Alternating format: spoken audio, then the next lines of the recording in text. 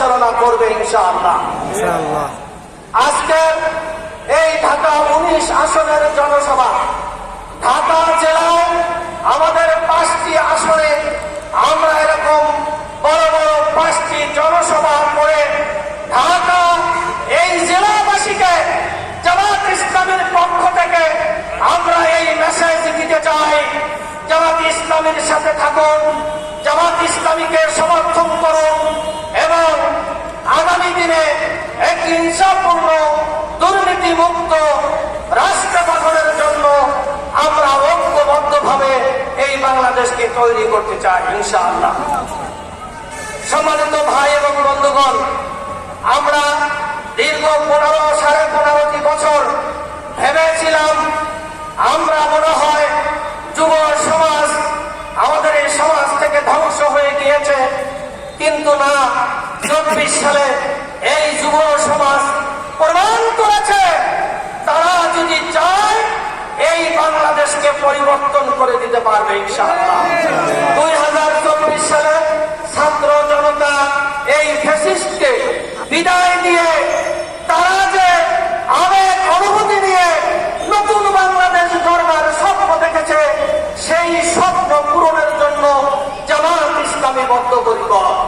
এই জন্য ছাত্র যুব সমাজ দলমত নির্বিশেষে আমরা সকলকে উদাত্ত আহ্বান জানাবো, জামাত ইসলামীকে সমর্থন করুন, জামাত ইসলামের সাথে থাকুন এবং ভবিষ্যৎ প্রজন্মের জন্য আমরা এমন একটি রাষ্ট্র কায়েম করে যেতে চাই যাতে করে ভবিষ্যৎ প্রজন্ম তারা সুন্দরভাবে বাংলাদেশে বসবাস করতে পারে।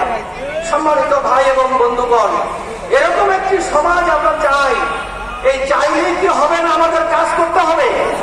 এই কাজ করার জন্য আপনারা সকলে প্রস্তুতি আছেন তো? আল্লাহ তুমি হাতগুলো কবুল করো। বাংলাদেশকে আমরা নতুন ভাবে তৈরি করতে চাই। এজন্য আমাদেরকে আল্লাহর হুকুম, আল্লাহ যে নির্দেশ দিয়েছে সেই নির্দেশ মোতাবেক আমাদের কাজ করতে হবে। এটা আমরা পারবো তো ইনশাআল্লাহ? এই জন্য আমাদের কাজ করতে হবে।